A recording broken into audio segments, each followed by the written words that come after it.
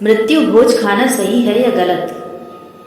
गरुड़ पुराण में मनुष्य के कर्मों का लेखा जोखा मिलता है, जिसमें यह भी बताया गया है कि मृत्यु के बाद आत्मा के साथ क्या क्या होता है और किस तरह से एक जीवात्मा को स्वर्ग या फिर नर्क की प्राप्ति होती है। इसके अलावा इस धर्म पुराण में इसका भी जिक्र है कि मृत्यु होने पर परिजनों को क्या क्या करना चाहिए।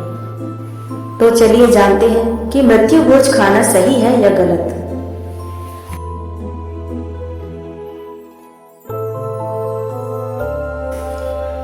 गरुड़ पुराण के अनुसार जब कोई मृत्यु को प्राप्त होता है तो उसके परिजनों को आत्मा की शांति और यमलोक की यात्रा तय करने के लिए तर्पण और पूजा करनी चाहिए, ताकि मृत जीवात्मा को इस कठिन यात्रा पर चलने की शक्ति मिल सके।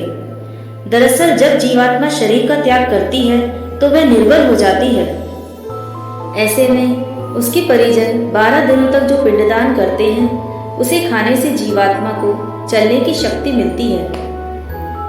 मृत्यु के बाद जो 10 दिनों तक पिंडदान किए जाते हैं उससे मृत आत्मा के विभिन्न अंगों का निर्माण होता है।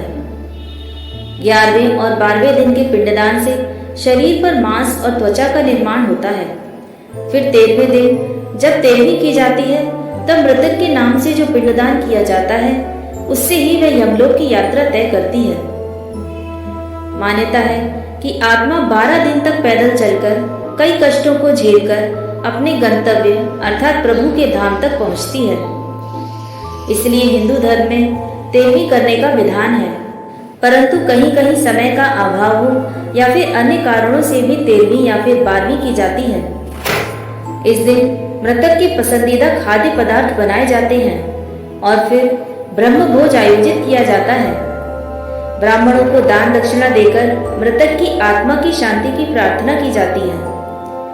यहाँ पर आपकी जानकारी के लिए बता दें कि ब्रह्म भोज को भी आजकल मृत्यु भोज कहा जा रहा है, जो कि उचित नहीं है, क्योंकि ब्रह्म भोज से ब्राह्मणों को ही कराया जाता है, ना कि रिश्तेदारों को या गांव वालों को।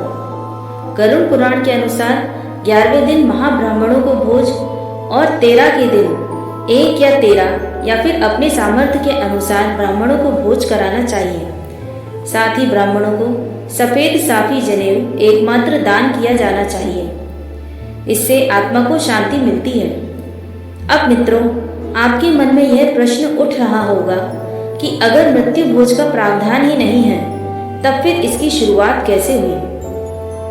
दरअसल गरुड़ पुराण में पगड़ी रस्म का भी उल्लेख मिलता है।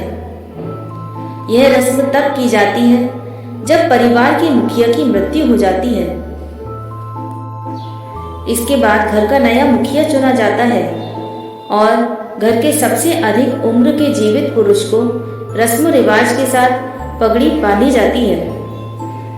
दरअसल पगड़ी संस्कार या तो अंतिम संस्कार के चौथे दिन या फिर 13वें के दिन आयोजित किया जाता है। यही नहीं, घर का नया मुखिया चुने जाने पर रिश्तेदार और गांव वालों को भोज के लिए आमंत्रित किया जाता है, जिसे आजकल मृत्यु भोज से जोड़कर देखा जा रहा है। अब आते हैं अंतिम सवाल पर।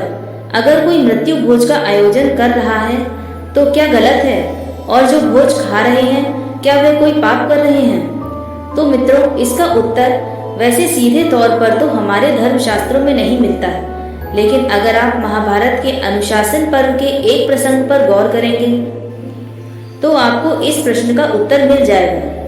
दरअसल यह बात महाभारत के युद्ध के पहले की है। श्री कृष्ण ने दुर्योधन के घर जाकर संधि करने को कहा।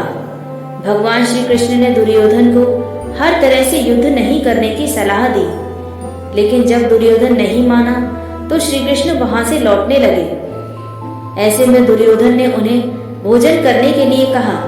तब श्री कृष्ण ने कहा, हे दुर्योधन, जब खिलाने वाले और खाने वाले का मन प्रसन्न हो तभी भोजन करना चाहिए, लेकिन जब दोनों के दिल में दर्द और पीड़ा हो तो ऐसी स्थिति में कभी भी भोजन नहीं करना चाहिए, क्योंकि ऐसा भोज व्यक्ति की ऊर्जा का नाश कर देता है। और मित्रों, जब किसी सगे संबंधी की मृत्यु होती है तब 13वीं पर आने वालों और जिनके घर में मौत हुई है उन दोनों के मन में विरह का दर्द होता है। ऐसे में भोजन करवाने वाले और करने वाले दोनों ही दुखी होते हैं। अतः मृत्यु भोज या 13वीं पर भोजन नहीं करना चाहिए। दोस्तों, अगर आपको यह जानकारी पसंद आई है तो वीडियो को लाइक जरूर कीजिए और साथ ही चैनल को सब्सक्राइब करना ना भूलें।